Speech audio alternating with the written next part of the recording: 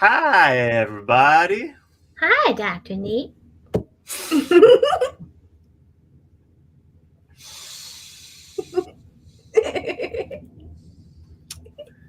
Love you, Galen. I love you too.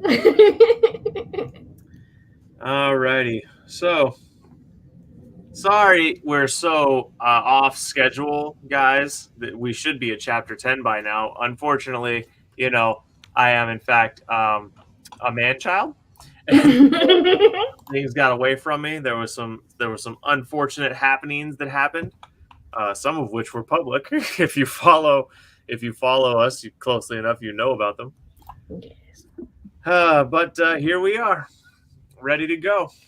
So let's get into it. When last we left off,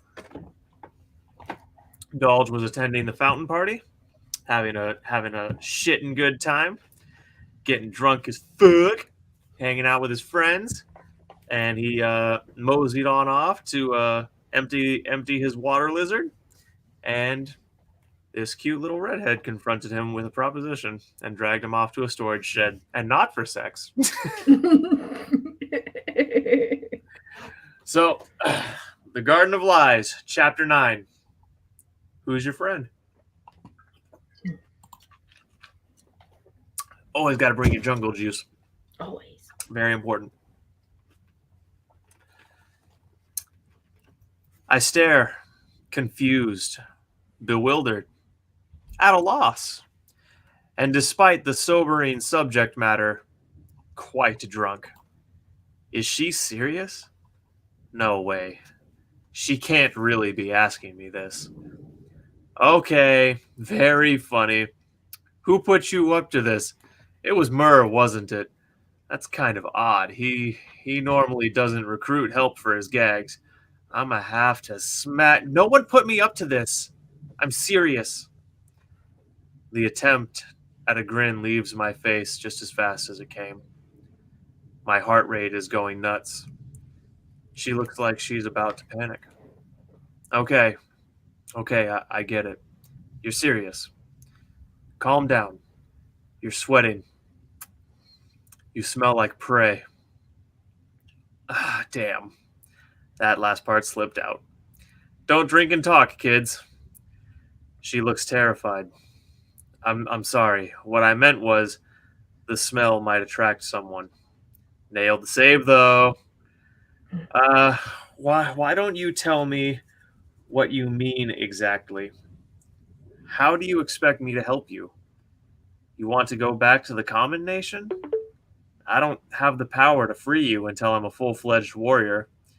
Even then, I would have to acquire ownership of you first. She Oh, I found the first misspelling. She shakes her head. I don't want to be like Gendir, having the illusion of freedom as my betters look down their nose at me and kick mud at me when I pass. I want true freedom. I want the reign of the shaman to end. I stare. I feel like I'm hearing someone speak Star Tongue. I know the words she's saying, but I'm not sure I know what they mean. I'm not sure she does either. Oh, is that all? You just want me to overthrow an empire made of 5 great shifter nations and the shaman capital.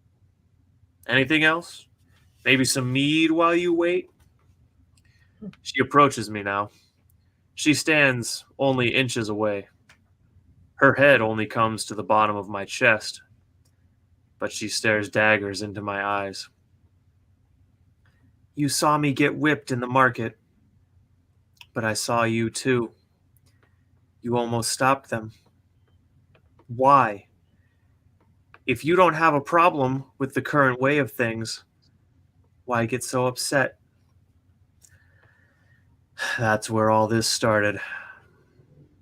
I just can't abide senseless cruelty.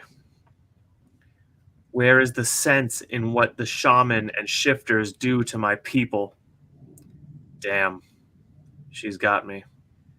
She sees the doubt in my eyes and presses.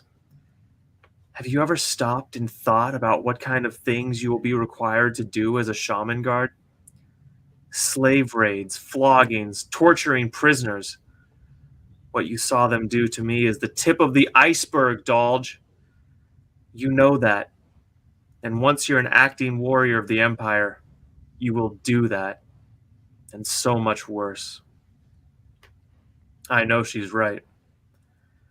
I know that when NGO selected me for training, it's been the dreadful storm hanging over my head ever since. So you think because we have morality and compassion on our side, we can topple an empire? Who will join such a cause? Humans? Humans only outnumber shaman and shifters about 4-1. You could outnumber us 20-1 and convince every human alive to fight, and it still wouldn't be enough. What will you fight with? The Grand Council sends policing patrols through human villages to search for weapons and seize them. Smiths, who know how to make tools of war, are enslaved here in the Shifter Nations. I don't even know how Gendir earned his freedom. She absorbs all this. Her next words are calm and collected. What will you do when they enslave or kill you because they can't get into your head? Her question stuns me. So much I actually lean back. How did you know about my ability? No, you didn't. You just missed the intro to the conversation. Happy to see you here, Mason. Yeah. Hey, Owen. That's okay. That's all right, man. I'm not hearing.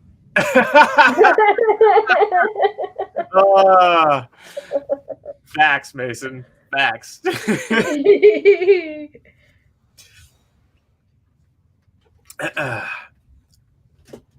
A wicked smile forms on her slim pink lips.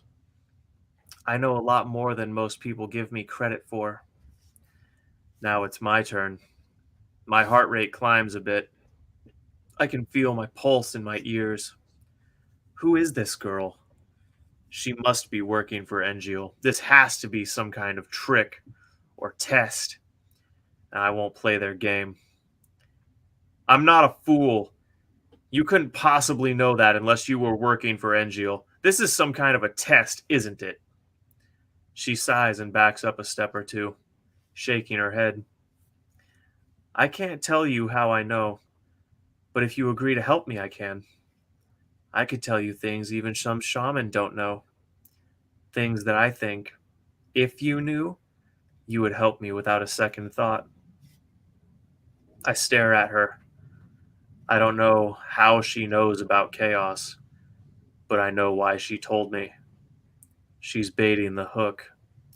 Her having that information lends her credibility in her mind. But doesn't it actually lend her some in truth, too? How could she possibly know? Damn it. I hate not knowing stuff. Wonder if she knows that, too. You have a good heart. I saw in your deep blue eyes how you feel. The way of the mountain can wipe the emotions from your face, but your deep blue eyes show me your soul. She turns to leave, but stops before she opens the door. I'll let you think about it. You might want to answer before the dreamsmith tries to play around in your head. Then she is gone. I sit for a while in the shed mulling this over, digesting it. It leaves my guts in knots like I ate rotten meat. Can she really be telling the truth? Can she really know things that would totally, without question, convince me? Also, what the heck is with that 180? She went from scared bunny to self-assured and confident in a sentence. Was it all an act? No, couldn't be. I heard her heart rate go all over the place. No one acts that good. I'm still too drunk for this kind of mental heavy lifting. I'll go back, enjoy my night that I nearly died to earn, and figure this all out in the morning. If I didn't know this town so well, I would be so lost. I have no recollection of how we got here. I start walking, and I follow Angel's scent back the way I came. Once I'm at the grapevines, I remember how I came. I start back, retracing my steps, the fastest route I know off the top of my head. I stumble and trudge my way back. I smell something familiar, yet not. Like a scent I know, but something's different. I keep going, and when I turn a corner, I see what my nose was picking up. Argos is standing at the corner of a building. He quickly notices me and approaches. A word and a raised hand tell his attendants to wait there. He walks up to me and has a calm and collected air about him. He is here on business, but he is not worried about how this goes either way. Greetings, Alpha Thorn. Do you have a moment to discuss something? Does anyone really have any time at all? He quirks an eyebrow. I would not expect philosophy from a commoner, even if it is only half-baked. I scoff. You might find us common folk have a lot more on the ball than you give us credit for. I see why my son detests you. It seems to me everything you are runs counter to everything he is. Thanks, I try. And to my surprise, that elicits a small chuckle. I'm getting the feeling Arian is not much like his dad. I will be brief and allow you to get back to the festivities. My son is a lost cause. I know it. You seem to have known it longer than any of us. Whatever the council deems fit will be his fate. So, I have a hole in my family to fill. I cannot replace a son, but I can find someone else to fill his responsibilities. You have demonstrated aptitudes far beyond what anyone expected, even well beyond your father, who was a known talented jack of trades. The compliment from my father convinces me. I think Arian would never compliment a commoner, even if his life depended on it. Argos continues. Under the anathema banner, you would have wealth far beyond what your father left you in your modest forge.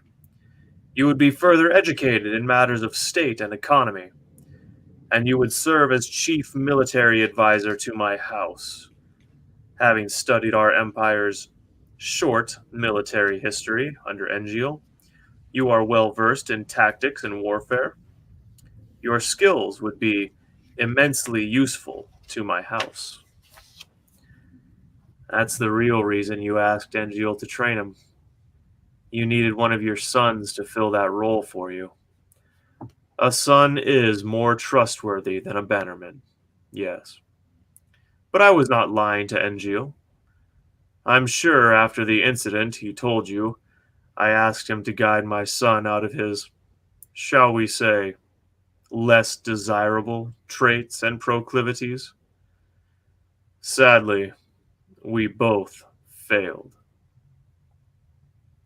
I'm not sure what to think of this. As far as I can tell, his offer is on the level. His reputation is that he's good to his word and follows the law. But his son turned out so bad. That has to be a reflection of him in one way or another. On top of that, I'm still too drunk for this crap. I'm too drunk for this. Can I get back to you? That gets me a small smile and a nod. A wise man knows when to think things over. I will be honest. I expected you to say no out of turn.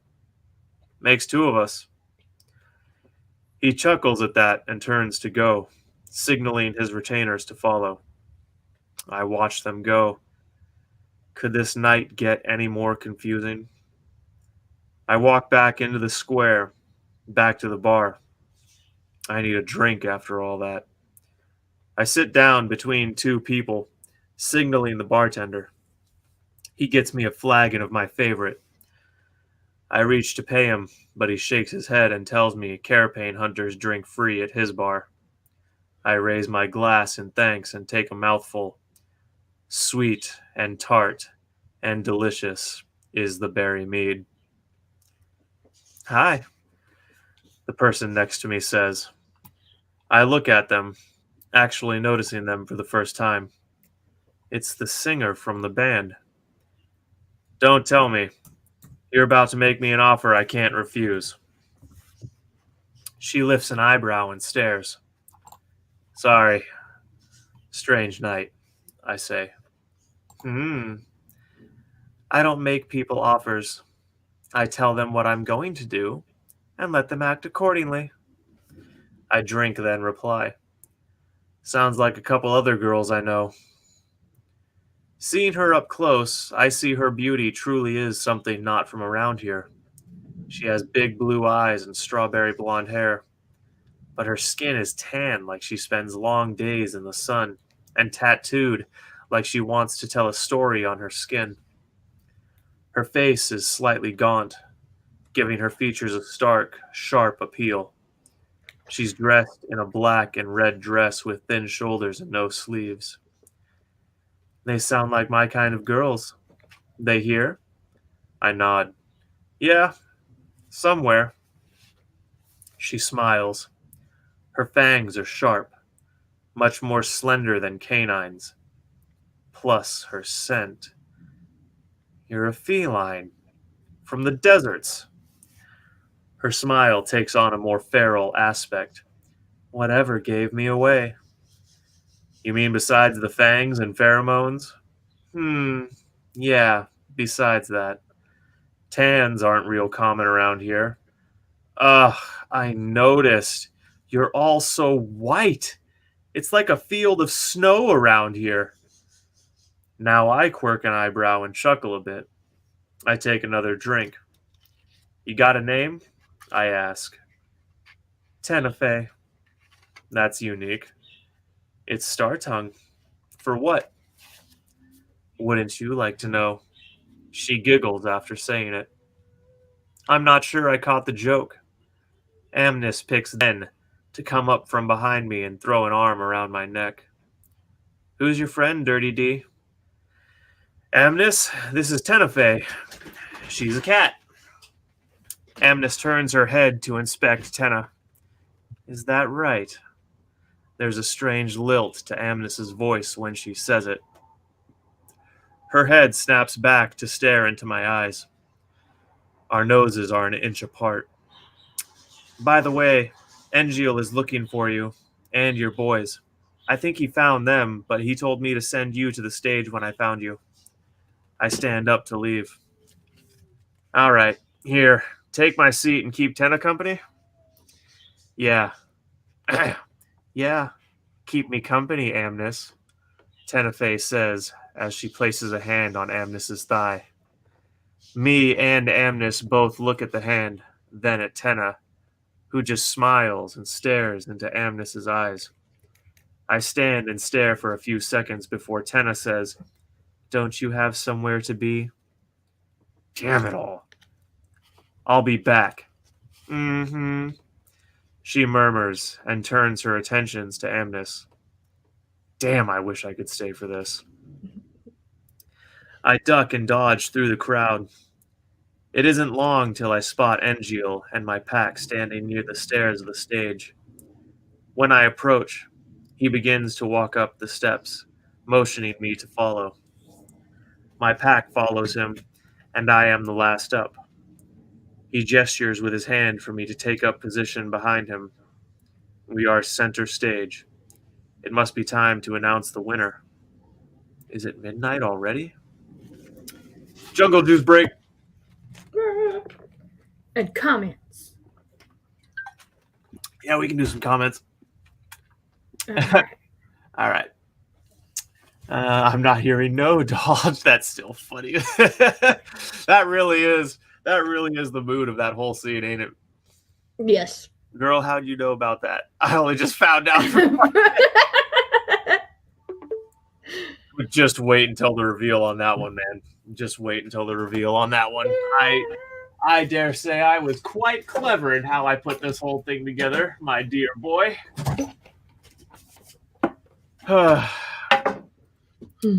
So petulant. Does his bottom lip You know what? Fuck you, Mason. Greetings, asshole, man. Yes. Thanks. My own vomit. Oh, there's three of us. You'll like how that situation concludes, though. Which I think that's let's see, that's 2 chapters away. Can this night get any more? I'm sure it can, Dalj. I'm sure it can. Oh yes. Oh yeah. Side question for the what shifting races? All of them. All of them. All 5 shifter nations are on the table, my friend. Bow chicka wow. Yep, fucking facts. Green-eyed monster looming. I can have meat here at home next time you visit. Ah, nice. Yeah, I gotta bring you some of the meat I made. Oh, and I'll pour some and bottle it up for you and bring it. The berry stuff. So I finished my berry already, but the tropical meat I have some left, which I made using my dad's pomegranate bushes before I sold his place. I harvested some of his pomegranates, and so I actually might save some of that long term. Now that I think about it. Yeah. Okay. Hang on 1 second. Got a mucus situation in my nostrils. Oh no. And hello, Victoria Wilkinson. because that's totally a name that exists. Yeah, that's totally a real name. For your information. All right. Is it midnight already? My people, thank you for being here. Engiel's voice booms. The gathered masses quiet and turn to him. Those on the far end of the square begin rushing over to hear and see. It doesn't take long for the dancing space to become tightly packed with bodies. It has been a wonderful start to our new tradition of a week-long hunt, despite the death of Ryben Wayten. Many in the crowd briefly bow heads or murmur sacred words. I see a few place a hand over their hearts. May Magnatoris judge him justly. We have seen feats unlike any in living memory. A pack of hunters, widely regarded as third-rate, believed to be destined to low-level positions as town guards or patrolmen, have accomplished a feat I frankly was skeptical could be accomplished.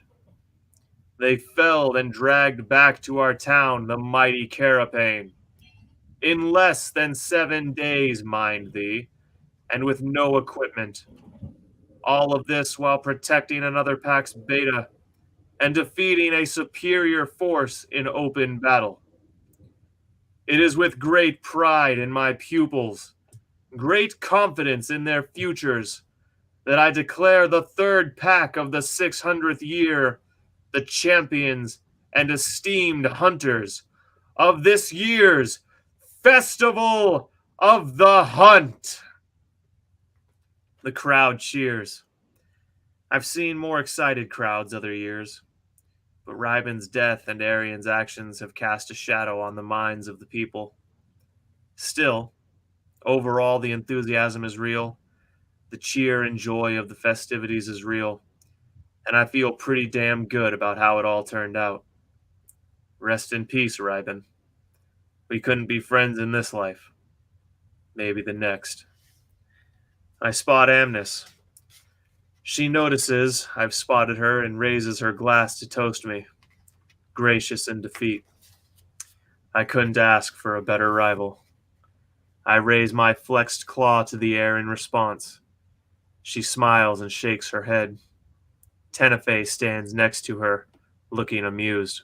Fun little fact about the raising the flexed claw into the air there. That was originally going to be a closed fist because of a tradition that exists at my local high school that I went to.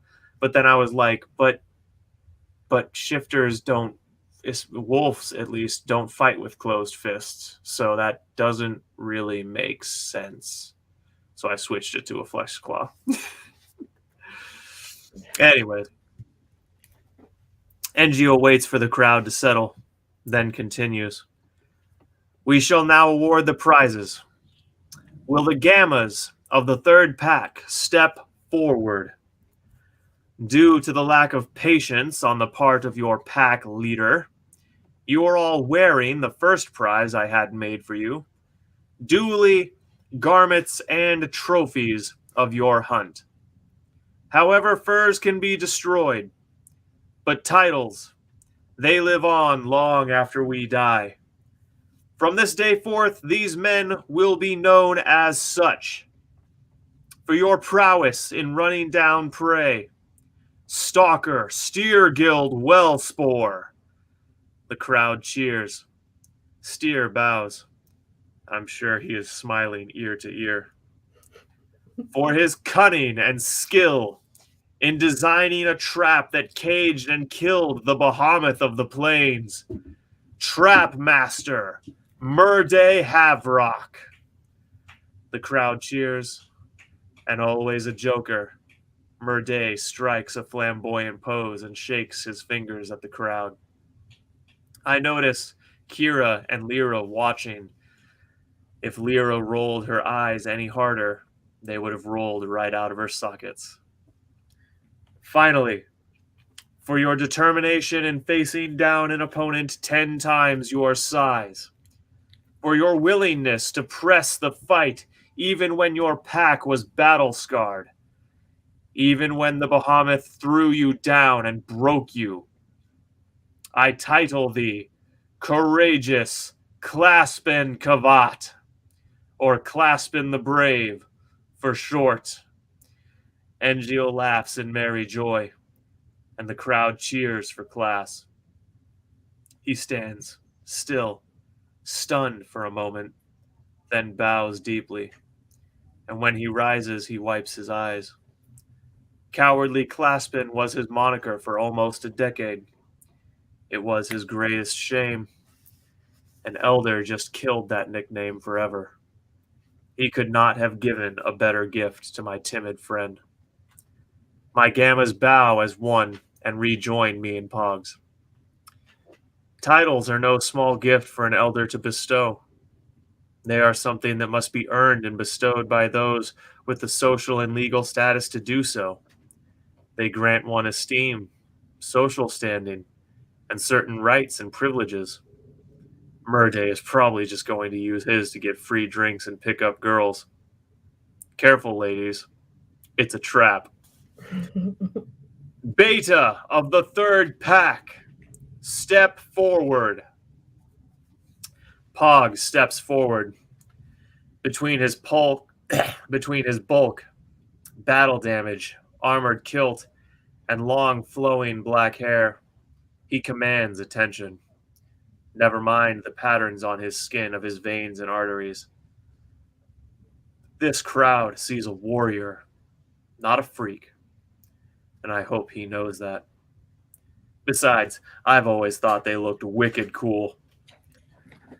Cogsworth Macrophage, you single-handedly pursued and herded the Carapane, then acted as vanguard against Arian's pack, alone, for hours. You have demonstrated the qualities of indomitability, loyalty, and bravery. I have commissioned for you a warhammer. It will be inscribed with murals of your deeds this week. I grant you the title of Iron Heart and the rank of Dire Wolf. The crowd goes wild. I'm fairly shocked.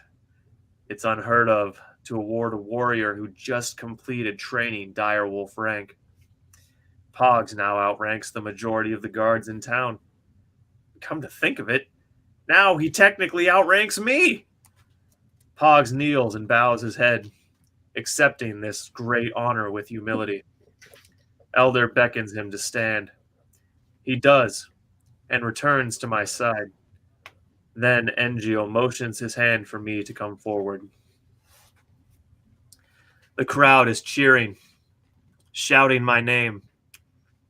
This moment is so surreal it defies description. Engio has been very generous with my pack so far. He has built the crowd's anticipation up. Alpha Dalj Thorn, you have exceeded all expectations. The town guard investigated your claims. We found where you nimbly, artfully jumped through the trees. We found where Arian tried to bury you alive. We found where the ground was ravaged and upturned by your battle with his pack. We found Riben's burial cairn, which, from this day forth, shall be sacred ground and maintained by the council. We must wait for the Dreamsmith to officially close the matter, but all things point to your honesty and integrity in this matter. You were named for the Jester God. You charged headfirst into what many would have called insane odds. And then you further demonstrated reckless insanity by continuing your hunt. If you told a hunter before this festival that you could trap a carapace, they would have called you crazy. And finally, your stunt yesterday in front of this very stage proved, beyond a shadow of a doubt. God damn it. Sorry. Bless you. Beyond a shadow of a doubt that you are a few laughs short of joining the Jester God on his moon when you die. Henceforth, you will be known as Mad Wolf, Dalj Thorn, Dire Wolf. The crowd is going bonkers. Some are laughing. I wouldn't have it any other way. I can't help the wicked smile I wear. Engio waits for the crowd to settle and continues. I have also commissioned weapons for you. I know you and Amnis are proud and skilled dual weapon fighters. Gendir is forging you twin blades as we speak. I take a knee, bowing my head. Engiel has honored me and my pack beyond what a pack could normally expect upon winning the festival. Engiel taps my shoulder, letting me know it's time to rise and return to the row of my packmates. With the conclusion of this year's hunt, we now have our two newest packs of fully recognized warriors of the Canine Nation. But the path continues for some of them. It is time to talk of the future. Will Amnis Lupine and Kira Runis please join us? The crowd cheers. It's time to award the certificates of entry to those being sent to the trial of war. He's calling Amnis and her beta, so two of my boys aren't making the cut. After about a minute, I see Kira coming along slowly, allowing her injury to dictate her movement. Amnis is approaching from the opposite side of the crowd. They meet up at the steps and rise together, greeting Elder with excitement. I wonder if Kira's injury will be fully healed in time. They fall into the line with my pack. Amnis stands next to me and winks at me. She was pretty sure that getting a Kara back here guaranteed her and Kira a spot. Looks like she surmised correctly. As you all know, I normally award entry to the trial based on performance in the hunt. It has also been my habit to limit entry to 5 of our best. However, Given the extraordinary circumstances we face this year, with such immense talent to offer the Grand Council, I am making an exception. My eyes widen. My heart speeds a little. This is too good to be true. But it is true. He signals for an assistant to bring the papers. Handwritten documents with Engiel's seal and signature. There are 7, each specifically written for the person it goes to, mentioning us by name and explaining why we were selected for the trial. He calls us up one at a time to receive them, and I am truly surprised. He could have kept it at 5 by just removing Kira in class, and that would even make sense considering their injuries.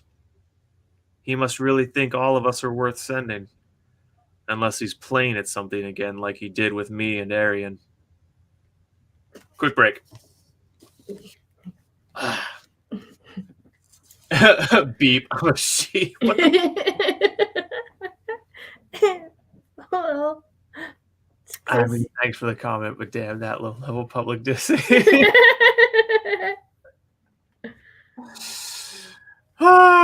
Facts. This isn't going to get all Matrix is it? Because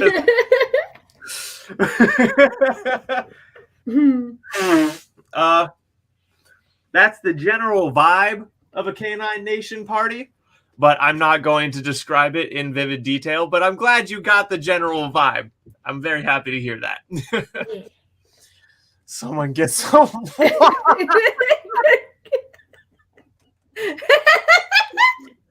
Oh my god.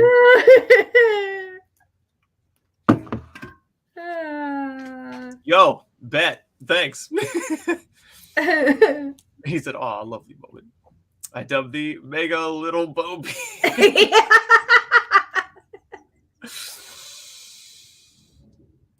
I'm a sheep. Getting the Harry Potter. You were a naughty boy, but I'll reward you anyway. Yes. Dude. No, it's definitely I'll take that. It's hip hop group. Yep. Oh man.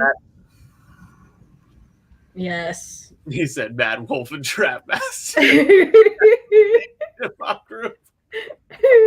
which is kind of funny that he picked up on that too, because that's an Easter egg in a couple of my stuff. Actually, yes. You refer to my boys as being a hip hop group? Yes, yeah, because it's their cassette tapes that are found. So yeah. Oh my god, I can't wait to read that.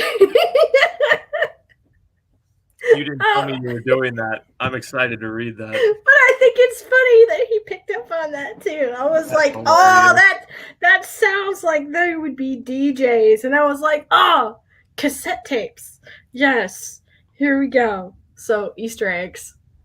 Yeah. Nice. All right. Unless he's playing at something again like he did with me and Arian. Now that everyone has their certificate, Engiel makes his closing address for the ceremonial part of this party. This concludes the official business of the festival. Everyone, drink, dance, be merry, and a guard yelling, ducking and dodging through the crowd interrupts Engiel. Someone is with the guard. I recognize him. He's the bassist from the band with Tenefe. The guard runs up the steps and in a hushed tone addresses Engiel, but my ears pick up every word clear as day. A smug grin grips my features. Arian has fled. The bassist saw him and his pack fleeing out the back of the building, figured it looked sketchy and reported it. Apparently, he and his pack killed 2 guards to get away. Arian, you fool. With this, any hope you had of getting out of this has evaporated. Panic makes people do stupid things. Guess when he learned the Dreamsmith was coming, he figured this was his best chance at avoiding the gallows. Thinking it over, he might be right. A team of trackers is already chasing him, Elder, I hear the guard say. I step forward. Engiel, let me hunt him.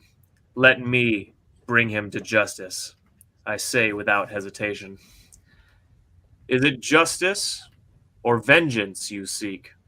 He asks without missing a beat. I shrug my shoulders. Little of both?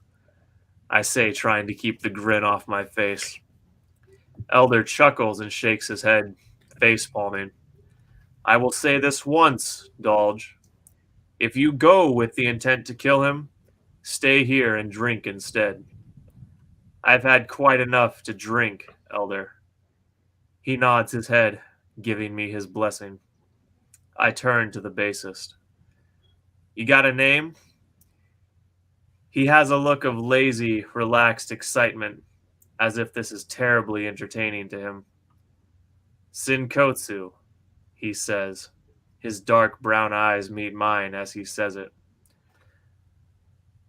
A certain energy runs down my spine. I can't quite place the sensation. Will you show me where you saw them flee to? Sure, I got time. But there's sarcasm in his voice. I want to share something. There's a piece of fan art that was made for me, and it's what Sinkotsu looks like. And it's based on my real life dearly departed friend. Doo-doo.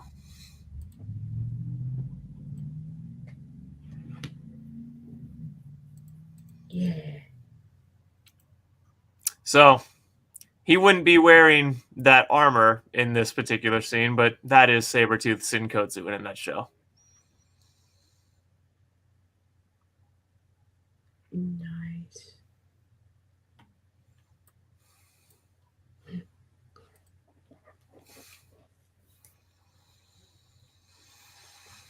Yep. I see the awesome lethal justice. I fucking love you, man. Great lines. Yes. Dumbledore's always played at something. Oh shit, wrong story. Stop comparing my book to Harry Potter. What? He's just No need for the Dreamsmiths now then. good fantasy. All right. Will you show me where you saw them flee to? Sure, I got time. But there's sarcasm in his voice. We begin departing the stage. Wrong thing, wrong thing. There we go. Here we go. We begin departing the stage and Amnes follows. I don't even question it. She owes him one for Kira. We move through the crowd as fast as we can as a group. I'm surprised when I see Sinkotsu weave through the crowd just as fluidly and effortlessly as I. Maybe more so. His movements are alien in a way. The way he positions his body. The order he fires his muscles in. If I didn't know he was a feline, I would suspect he was a snake from the far south. Such is the level of fluidity he casually displays. We reach the back of the medical building, and he guides us down an alley. Arian's scent is still strong. I tell him we can track them from here. He says he might as well tag along for the adventure now. I see no reason to object. Arian's scent quickly leads us to the stables, where the war horses are bred. More on that later. Which makes sense. With his leg and his other packmate's arm, they would never outrun us on foot. With horses and a lead, they have a shot. I wonder how far ahead of us the town guard is. The stench of the 2 stolen horses is easier to follow than Arian's, and leads us straight east towards the lake. Shifting as we go, we run for about 20 minutes. Then we catch up with the town guard. I exchange information with them briefly, and then my group sprints ahead. Pogs, Murr, and Class are really struggling to keep up. Me, Amnis, and Stir are the sprinters. Sinkotsu, though, if he's making an effort to keep up, it doesn't show. His shifted form is that of a midnight panther, his muzzle shorter and more rounded than Kanan's, his claws narrower and sharper, fangs to match. His nose can't measure up to even mine, but his night vision seems a spot better than ours, if his movements are any indication. Seeing him move, I am absolutely positive he is not just a traveling bard. Aryan's scent grows stronger, and we are catching up. We are about halfway to the lake. I hear something familiar, the sound of powerful flames, like those you hear roaring in a smelter. Shortly after I hear it, the smell of burnt meat and hair fills my nostrils. I pour on the juice and crest an all too familiar hillock to find a shaman in red and white robes with a staff made of twisting, knurled black wood. He stands on the plateau down the gentle slope, and I briefly see 4 shifters charging him from all sides. He turns his head, seeing what they are going for. Lifting his staff, he begins to spin it over the top of his head, like a bottle might spin on the ground. The ends of his staff begin to glow with red-white light, and when the shifters are only 10 feet away, streams of flame so bright they burn my eyes and light the night erupt from the ends of his staff. Just as soon as the flames came, they are gone, and he stands over 4 bodies, burnt to crisps. I stand in shock with my mates. Sinkotsu looks unaffected. They like their criminals extra crispy around here, I guess, he remarks. Murday laughs. I give both of them a look, somewhere between rebuke and disappointment. Murday zips it. Sinkotsu apparently couldn't care less. Greetings, shaman, I call out as I approach. Coming up unannounced on this guy seems like a terrible idea. He turns to see us and raises his staff slightly in a gesture of greeting. I try not to flinch when he does. He's not as old as Engiel, middle-aged and tall. His hair is brown and long, covering gray, heartless eyes, which are a sharp contrast to his relaxed expression. Something about him unsettles me. Are you the pursuit party for these fugitives? He asks. His voice is like chalk on stone, smooth and hard. I would mimic his voice, guys, but my vocal cords won't do it. Imagine like a really deep, smooth voice, like that British dude who narrates all the nature films, but like deeper. Anyways, oh yeah, James Earl Jones, perfect. Yeah, James Earl Jones. There you go. Yeah. Sorry, the voices in my head just calling out names to compare to. He asks. His voice is like chalk on stone, smooth and hard. Yes, as well as town guard behind us. May I ask why you executed them? Couldn't you have disabled them or waited for backup? The hardness in my voice surprises me. Oh, excuse me, so let me redo that line. Yes, as well as town guard behind us. There you go. The shaman doesn't react to it. I was aware of who they were. I am the dreamsmith from Foxhole. I intercepted them on my way into town and followed them here. Finally, they grew tired of my pursuit and turned to attack. As you can see, that was an ill-advised choice. Ill-advised indeed. There isn't much left but charcoaled flesh and bone. The horses seem to have run off. But something isn't right.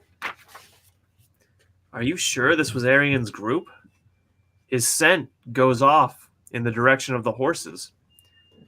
The shaman raises an eyebrow, and a chill runs down my spine. Steergild approaches and inhales deeply. He walks to a few different spots to find different currents of wind. Not sure what you're talking about, boss. Scent stops here. This is Aryan, all right. He turns and spots something, which he walks to and grabs. He hoists the cruel-toothed blade Aryan marred me with into the air for all to see. Huh. Weird. I say, to let them know I concede the point. Still, I know what my nose is telling me. Not to mention those shifters were moving really well for having broken bones. The town guards are arriving now. They greet the shaman and get the same explanation. So I guess once we get back into town, you'll want to examine me and my pack, and Kira. He shakes his head in answer. Nay, I was able to read them as they died. The mind is incredibly honest in its final moments. I know the truth. Well, damn. That's convenient. A little too convenient. Oh, well, that's great. Would you like us to escort you into town? I don't see your horse anywhere. He nods. Yes, the beast fled when they attacked me. Poorly trained, it would seem. Would any of you be willing to carry me? An old injury makes me rather slow, I am afraid. Pog steps forward. I will do it. Can you hang on to my back? Of course. Pogs helps the shaman up. I notice Senkotsu makes a face, something like disapproval or maybe disdain. Guards, please retrieve the bones. The shaman commands. We wait for the guards to bundle up the bones and sling them over their backs like travel packs, and we head back into town. A detour is made to track down the horses that luckily fled more or less west. The shaman said he had items in his saddlebags he had to retrieve. We arrive in town about an hour and a half later. The shaman favors a leg as he dismounts in the square. We ask if he needs to be conducted to Engiel. He informs us that is quite all right. He will find his way. A guard takes his horse to the stables. My group gathers in the fountain tent to continue with the merriment. I turn to Pogs while we sit at the bar. I really did smell him leading off into the other direction, Pogs. And Aryan had a busted leg. How was he charging the shaman like that? He is silent for a moment as he slugs a shot of rum, then washes it down with sangria. Let sleeping dogs lie, Dalj.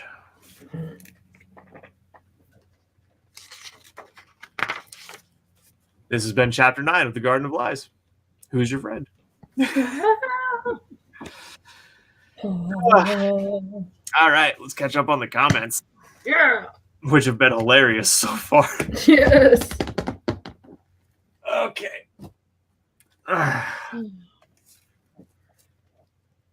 Here we go. Okay. Okay. I love the live tweet comments, Mason. Keep it up. Yes, they're amazing. Oh shit, rocks. No need for the dream spin now then. Yeah, how convenient. I see deadly awesome lethal justice. I'm going to use that somewhere in my book. Yep. I'm going to use that somewhere in the third book because I have to at this point. Yes, it needs to go on a shirt. Where'd you go, Malfoy?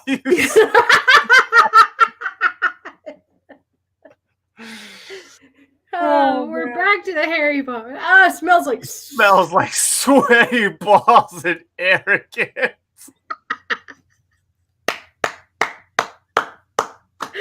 That is fantastic. And pray tell, my friend, what does arrogance smell like?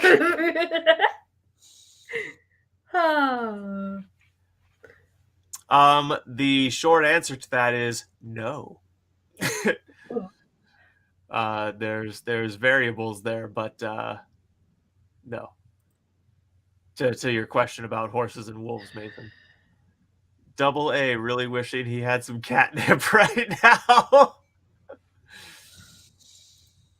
It says, there's Wes. Yeah. That's right, my dearly departed good friend.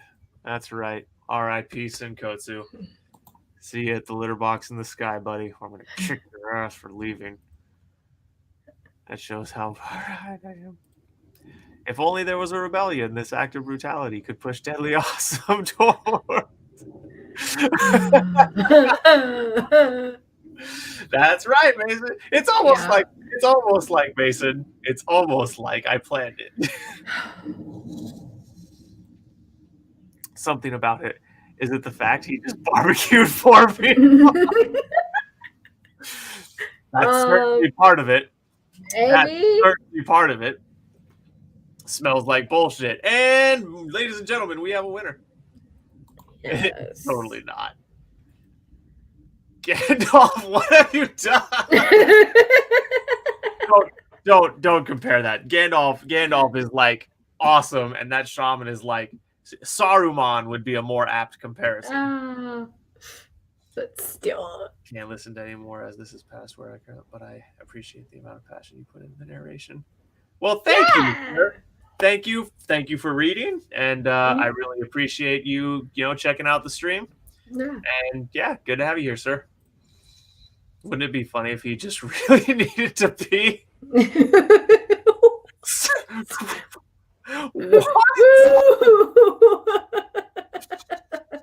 Smells like salty garbage. No, I was wrong. Oh, okay. Yeah, that's an apt comparison. Gandalf to Gandalf. What have you done? Gandalf, what have you done? Yeah, it makes more sense now. Yeah. Yep. That's great. Oh man, and here I was thinking about doing scheduled releases now, but now we had such a good commentary. I don't know, I'll think about it. Yeah. Yeah. Let the audience vote. Do more lives. We can get more commentary like this. There you go. Because personally, I think this is cool because you get. I do enjoy this. I do enjoy getting the live commentary, especially Mason. Yes. Fucking great stuff. Because it's more fun when people actually get to interact with the story as it's unfolding. Right? I really wish I could like set up a camera by my fireplace out in the living room and have a nice side table with some food on it. And I could just sit by the fireplace, the whole shit. I wish I could do that. It's like, like, see, this is why people need to get us to where, like, they need to go and they need to buy our merch and support our stuff so they get us to the point where we can actually have a room just for live reading. Right. Facts. And we'll do it, too. We will do it. Fireplace and everything. No, I couldn't tell you liked it. Thanks, man. Clarity. Thank you, Mason. Genuinely, it really means the world to me anytime anyone tells me they like my stuff.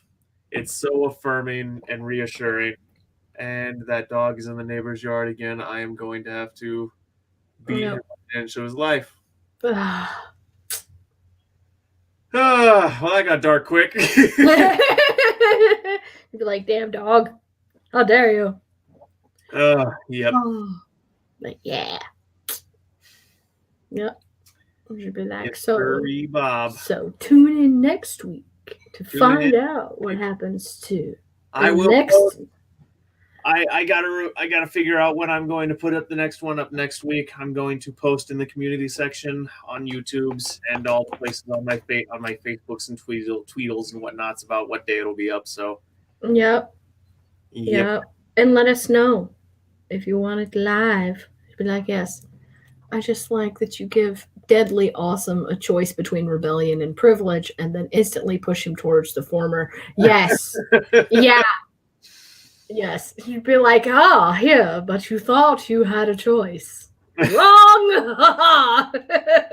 And you will see that theme continue to get explored, my friend, because there's more layers than you have so far encountered. Yes. And I think that I really enjoyed constructing the layers on the rise to rebellion. That's saying there's a rise to rebellion isn't really a spoiler because of the synopsis on the back.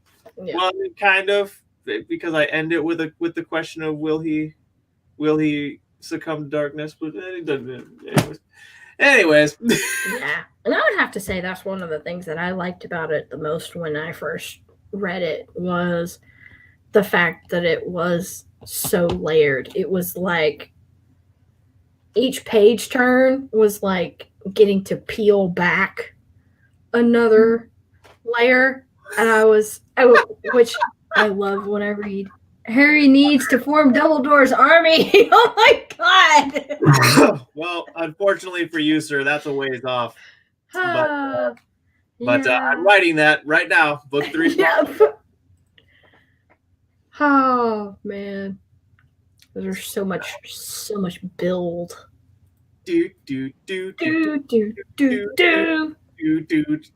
Mason, you can't see it, but I'm fucking with the camera view on the stream, so I'm like zooming me he's like zooming. But hey, I want to finish your thought about the folding the layers back like the onion. Well, I was saying one of the things that I liked about this so much when I first read it, because before I'd even met you, you sent it to me to solicit an interview, and my sister can tell you it was kind of funny, because I downloaded the thing and it took me about like 48 hours, because I binged the whole thing. And she was like, "You're still sitting out here on the patio." And I'm like, "Leave me alone. I'm reading the book." She's like, "Read the book." Yeah. And so, but what I liked the most about it was the fact that it was so layered. And so turning the pages was like peeling back another layer every time I was moving forward into the story. And that was another reason why I was like, damn, this is good. Thank you, mate. The fact that I maybe read 2 or 3 fantasy novels a year and love this speaks volumes. Same, because it's very hard to pull off a good fantasy. Because people don't give them credit for as intricate as they really are. You too. Damn it. Where did my... I think... You two are the greatest advocates of my work. You really are. You guys always have such wonderful things to say about my stories, and it really does mean the world to me. Oh. And I enjoy you being here, Owen. I'm genuinely thankful. So I need next chapter now, please.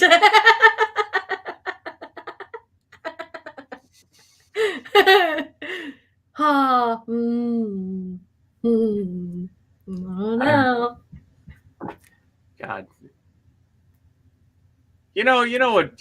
Not to take it to a dark place, but just one thing I find funny about the recent drama that went around and everything. It's like, if any of those people actually came to my stream and hung out with me and saw how humble I am when I receive praise and like how much I genuinely appreciate all the nice things people have to say about it. It's like, man, maybe if y'all tried to get to know me before shitting all over me. Gee, there's a thought. Well, see, because it would take the potency out of everything they had to say. Exactly. If they actually took time to get to know people. Yeah. Of course, Mason.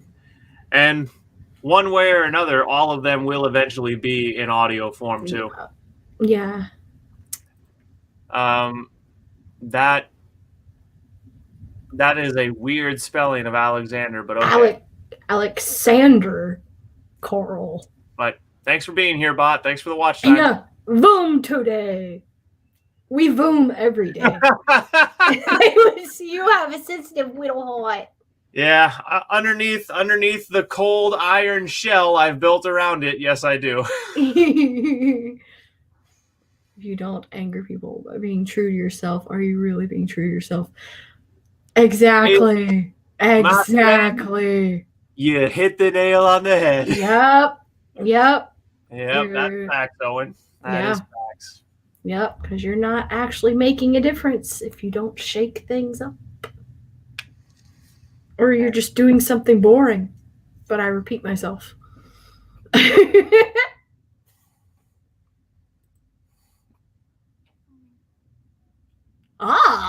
Ooh, that's going to be good. Ooh, I'm very curious to see what angle you're coming at that. You know, I've been thinking about doing some reviews of your work on my channel. I really got to start doing a few of those because, man, you need more shine, Mason. Yes. You need more shine.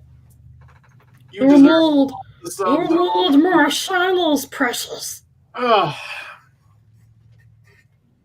yeah, I when you get that done, I want to read it because depending on what angle you take that from, I'm very curious what exactly the poem is about. You know, besides the obvious that you stated there. Yeah, I'm very curious. Or maybe you submit it for a segment of Rebel Poet Society over on Adventurous After Dark. We read it for the whole world to see. Read it. Yeah. Maybe. Okay. Yeah. Man. Yeah. I need to record a symphony of screams. Yeah. Understandable. Yeah. And your health, you gotta take care of your health, man. You gotta take care of your health. So absolutely.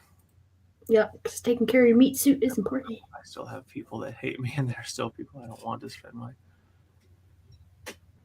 Yep. That's facts. Yeah, and I like the way you articulate that. Not everyone will connect properly. That's such a good way of articulating it because it encompasses this possibility that, hey, you might both be good people and you just can't get along for some reason that's not really either of yours fault. Yeah. Yeah, and that's life really do be like that. Yeah. I mean, because incompatibility is a thing. Yeah. We're making Poetry Tube a thing. Yes, one we poem at a time. Rebel Poet Society. Rebel Poet Society. Yeah. Baby. Yep. Oh. That's gonna be great. It's gonna be great. Yeah. Alrighty. Well, to everyone who was here, I sincerely appreciate it. To everyone who watches the replay in its entirety, I sincerely appreciate it. Yeah. I'm going to go do other productive things now. I gotta go to the gym and lift heavy things because, you know, that's part of my daily life now. Your reactions to Aren't You Glad? Oh God, dude, I can tell you when I listened to that, dude, I had tears running down my face laughing. The buildup was so intense. And then we get to the end, and I heard the plate thing, and I was like, "Oh, he's talking. This is from a chicken's perspective, and everything." I was like, "Oh, okay, so it's okay." And then you hit me from the fucking side with the left hook with toast, and I was like, "What the fuck?" It was great. Oh, yeah, that killed me. I was like, Owen, I can squat 270. I guarantee I can squat you. You're 270, and I can lift, and I can deadlift 335. So yeah, he's like, but I'm distributed a little different than you know. It's not exactly a barbell. Yeah. Yep, that's facts.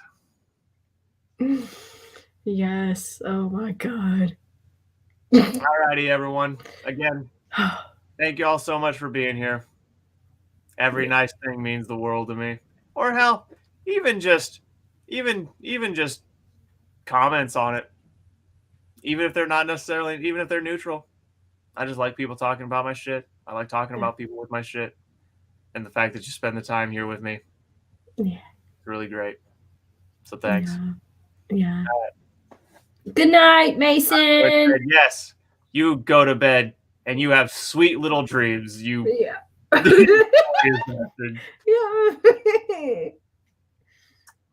Yeah. Yes. Yes. Yeah. All right, everyone. Yeah. Love you too, Owen. Everyone, take care of yourselves. Yeah. Welcome to Garden. Yes, YouTube bots. YouTube bots. Here. Lewis Harris and Sammy McBride, whoever the fuck you are. Welcome to Garden. This has been Team Adventures. Okay, bye.